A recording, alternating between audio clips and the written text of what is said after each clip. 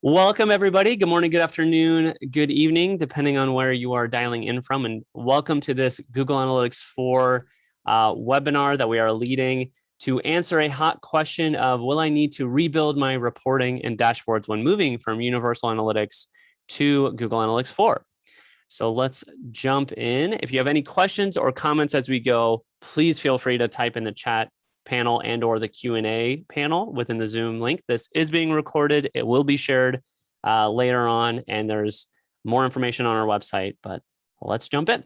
My name is Amin Shaki. I'm VP of Client Services here at InfoTrust. I work with a number of our clients across our various industries and verticals that we focus on to talk about digital analytics and things like this all day, every day. You know, what is the future and how can you prepare yourself for what measurement looks like, especially with the Google suite of products. But I'm very excited to be joined with my colleague, Dan Vivaldelli. I will pass it to him to introduce himself. Thanks, Amin, and hi, everyone. It's a pleasure to get to speak to you today. I lead the visualization team here at InfoTrust. So my team supports a variety of visualization platforms like Data Studio, Looker, Power BI, and Tableau. And we're well versed in extracting data from analytics platforms like Google Analytics, which we're talking about today, and then loading it into data platforms like BigQuery. So it's a pleasure to speak to you all today about moving reporting from Universal Analytics to GA4. Great. Quick spiel about us for just a minute. We are an end-to-end digital analytics consulting, data governance, and technology company. We're closely partnered with Google across several different platforms, including Google Analytics, Looker, Data Studio, and others. We're entirely focused on digital analytics. We don't sell media. We're not a media agency at all. And we also have our own proprietary technology, but offices across the world, we do this kind of stuff all day, every day, like I mentioned. Really excited to be here and looking forward to your questions and learning.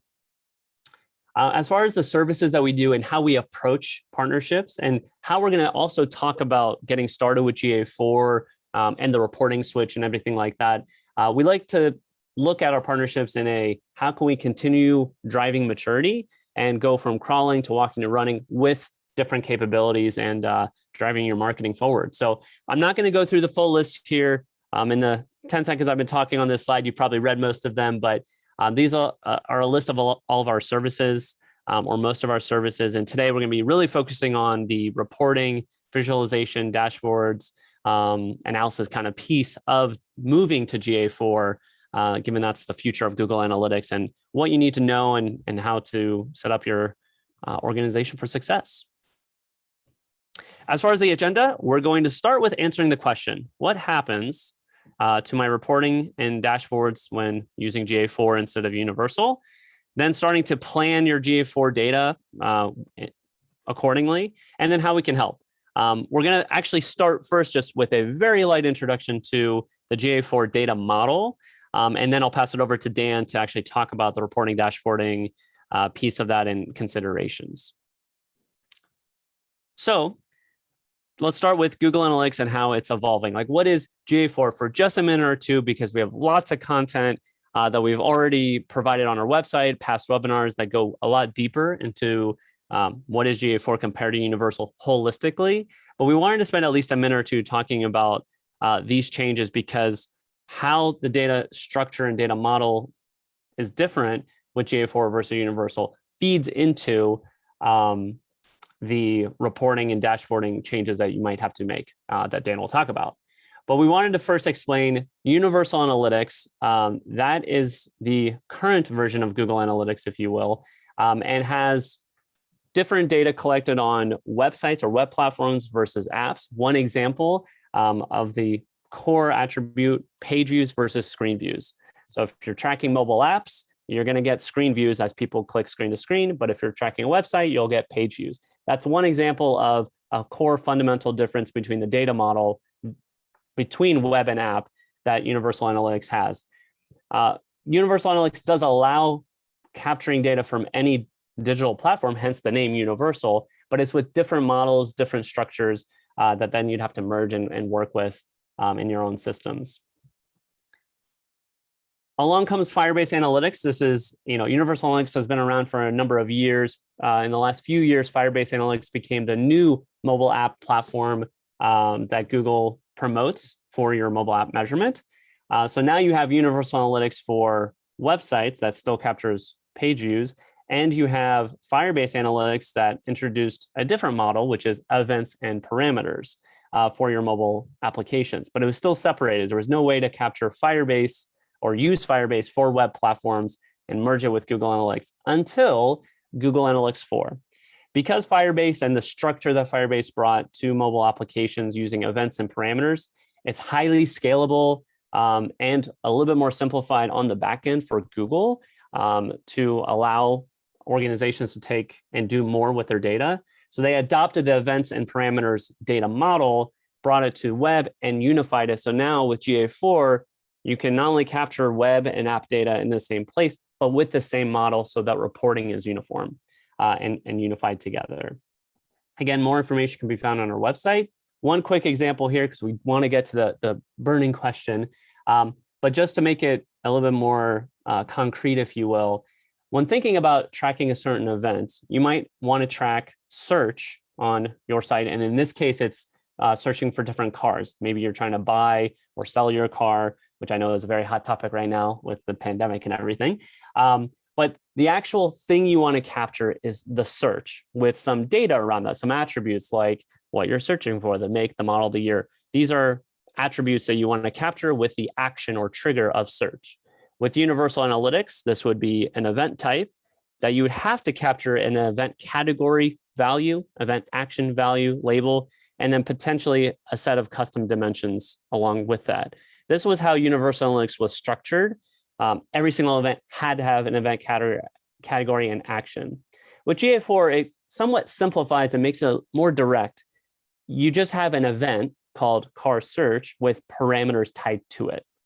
So it simplifies it as in it ties more directly to what you're actually trying to capture, the user interactions.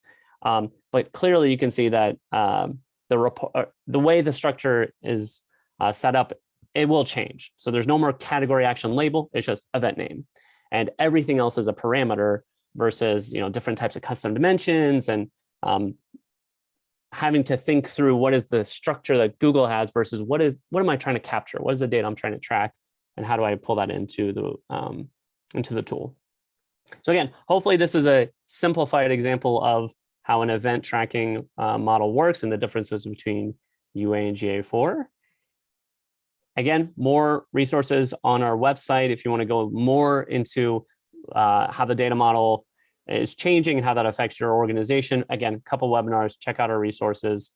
But I want to pass it to Dan because this is really why everyone's here, to ask and answer the question, what happens to my reporting and dashboards? What do I got to do? So Dan, I'm going to pass it to you. You can let me know when to click. Awesome. Thanks, Amin. All right, well, let's get into our first slide. So to answer the question of what happens to your reporting and dashboarding, I think effectively you could think of this as your reporting does need to be rebuilt. As Amin mentioned, there's a change in the data model on the Google Analytics side. So inherently that'll mean there are changes downstream in just the data that you're working with.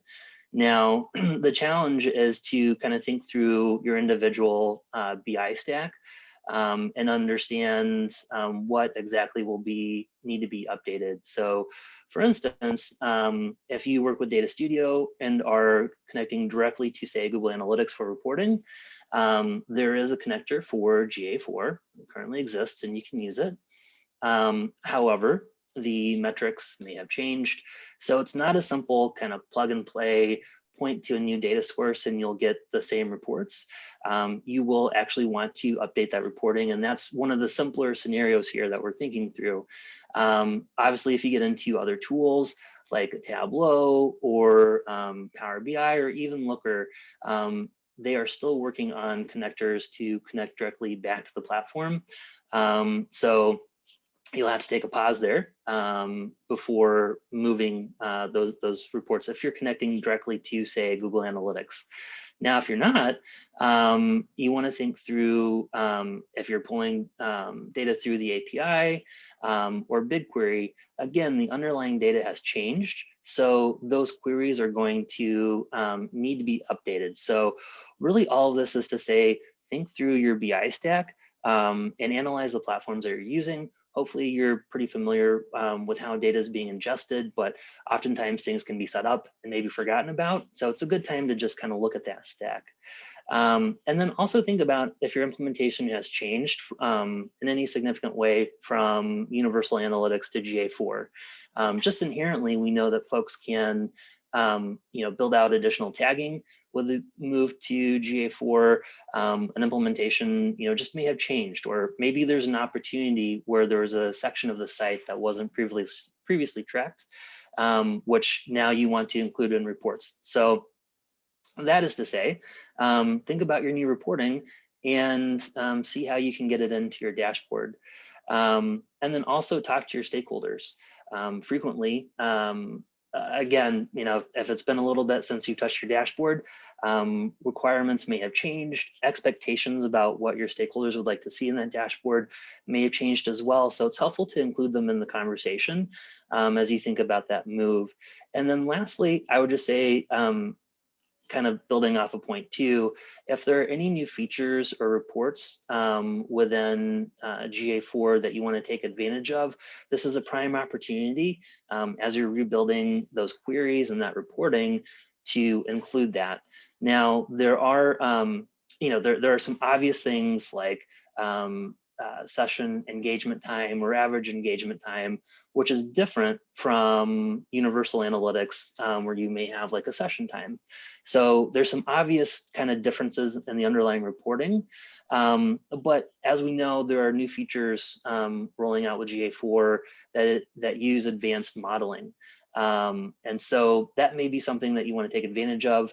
All of this is kind of a moving target. We know that as GA4 gets rolled out, there are new features coming about and more documentation as new features are rolled out. So as of yet, there's, say for instance, you can't pull maybe customer lifetime value directly out of the tool. So that may be something that you want to think through if you want to recreate that reporting, if there's an opportunity to maybe do that downstream.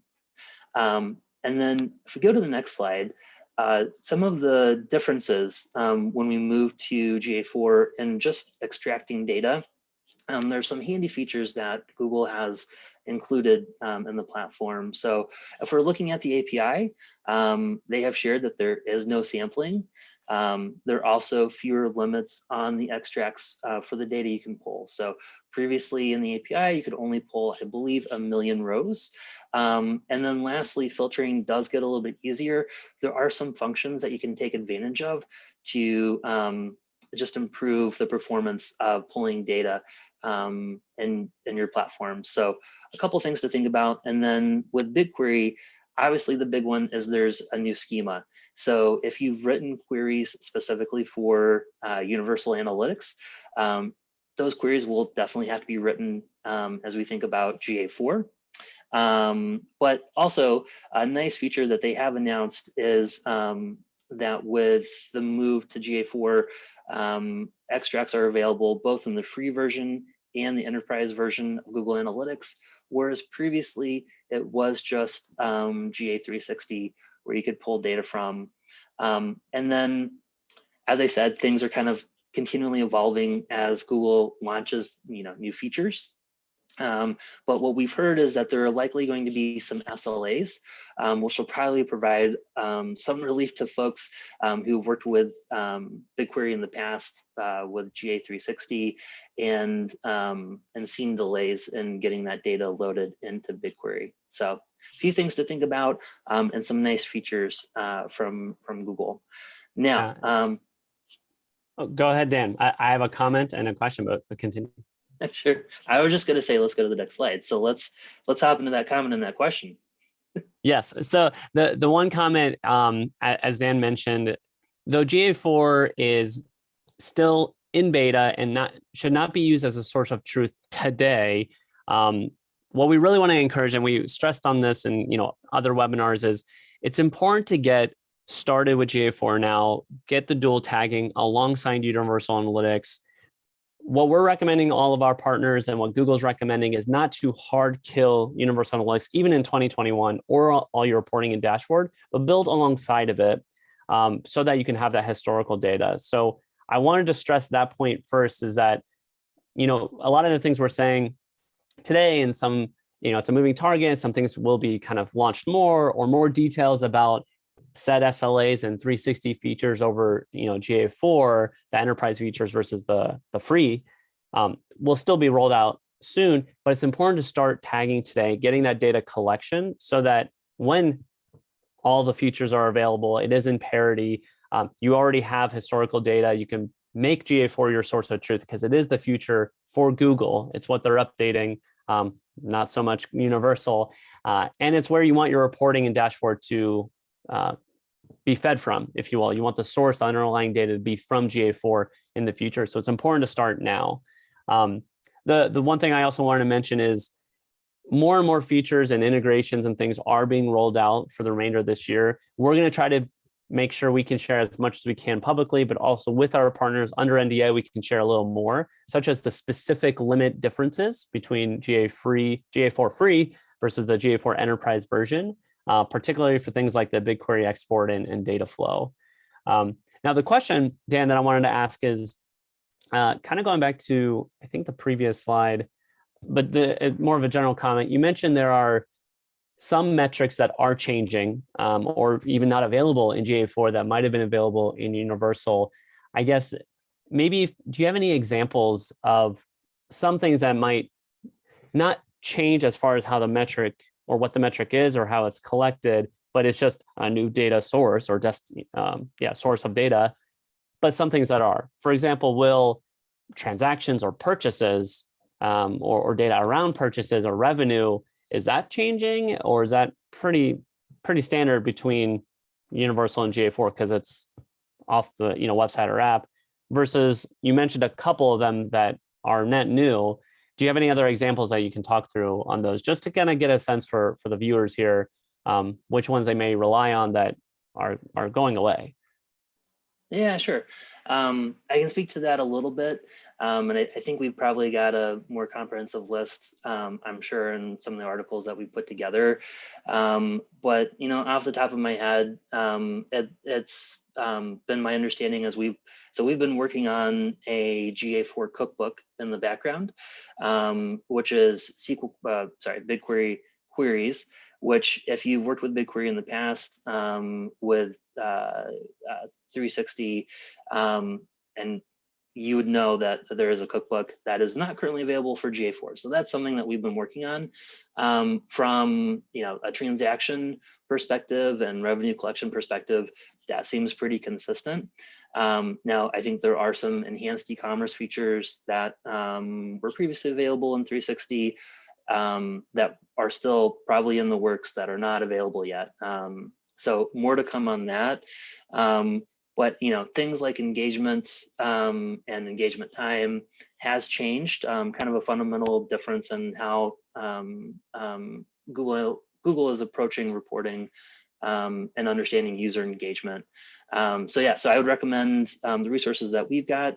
But you can always, I think the business should help drive some of this change as well. So you want to work closely. Yes, the underlying metrics may have changed, but what is the value of those metrics? What do they mean to your business? Is also a bigger question that you want to bring your stakeholders along for the ride with as you think about transitioning reports. So hopefully that helps. Yeah, awesome. Thank you, Dan.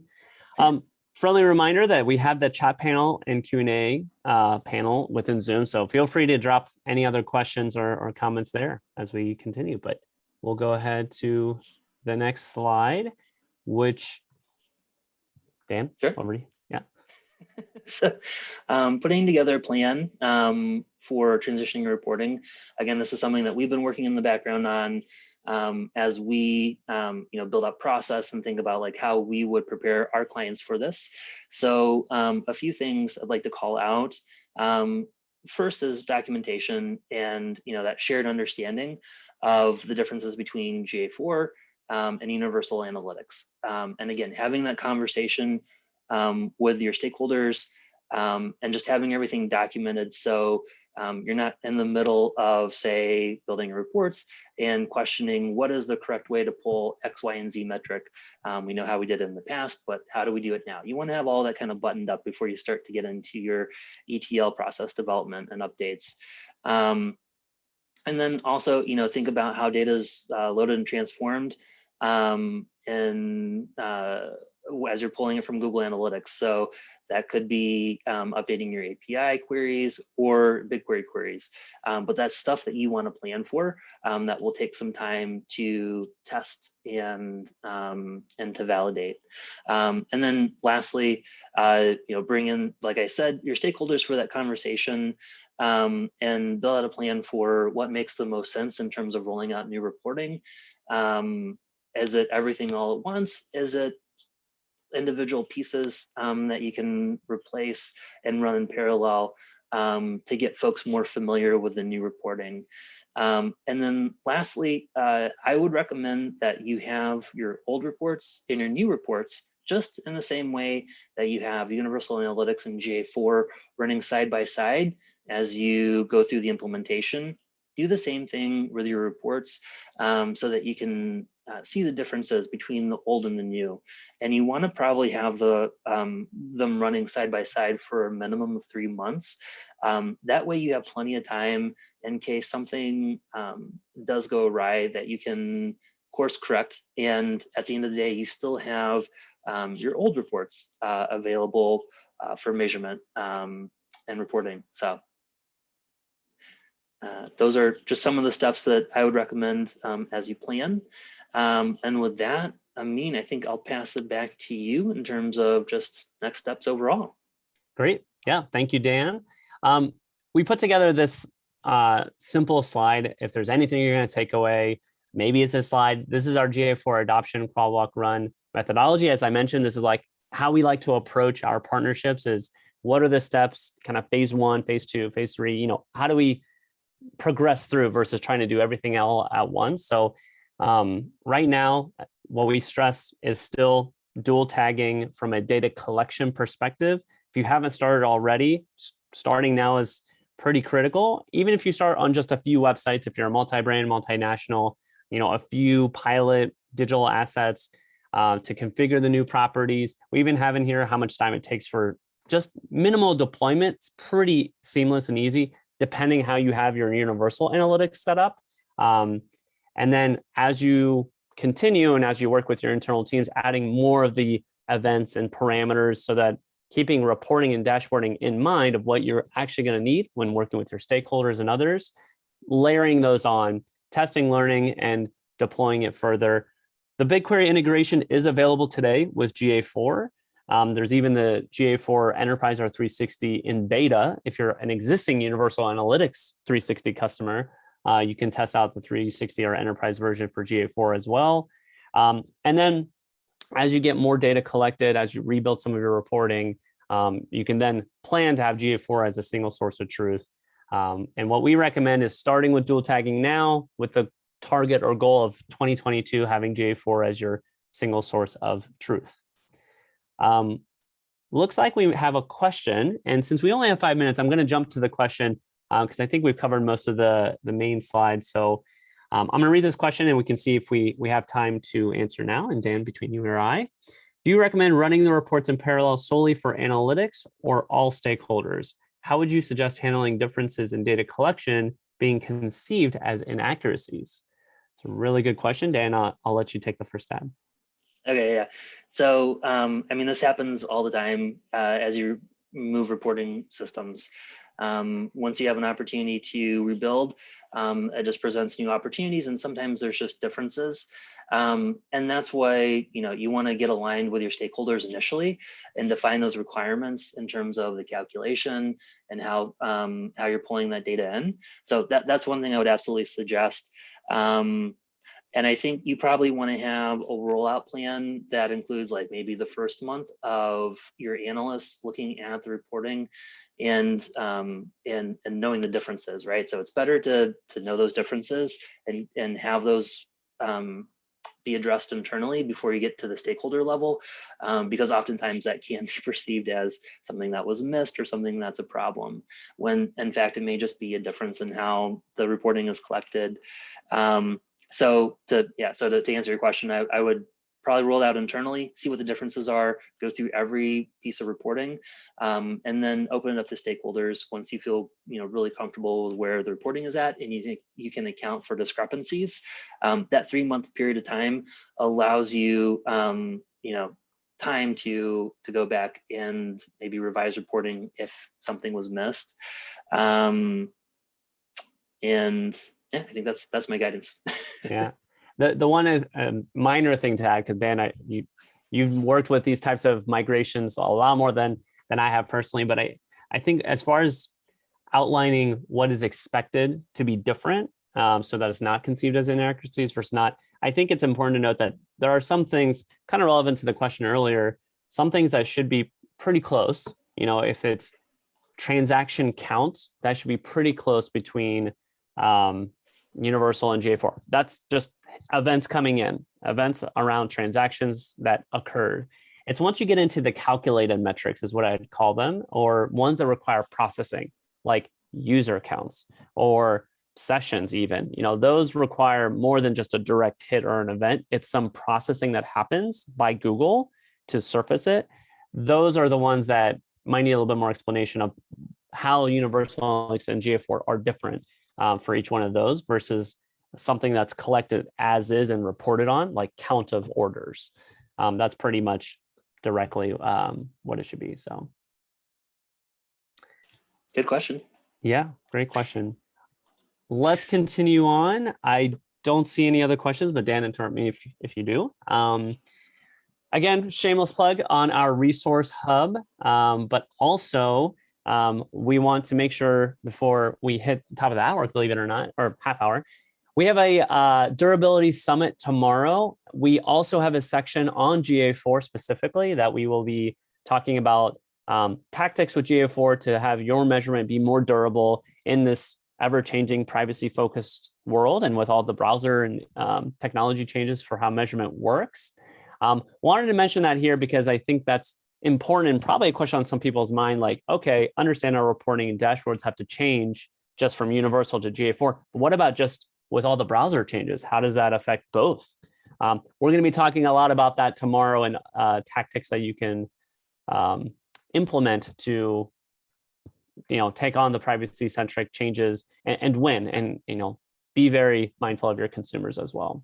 So feel free to join that. Check out our website, just infotrust.com, I think /durability summit, or you can Google it and there's a registration there for you. And you can win a Peloton if you register and attend. But with that, I know we're right at the end here. We'll go ahead and launch a poll here if anyone has further questions that we didn't get to, or if you'd like to continue talking. But otherwise, thank you for joining. Hopefully this was valuable. Check out our other resources for other reports and ways to approach dual tagging, or let us know what you'd like us to present in the future. What questions did we not answer? And we're happy to tackle those as well. All right, I think with that, we'll go ahead and close up. Again, thank you, everybody. Have a wonderful rest of your day or evening, and we'll talk to you soon. Thanks again.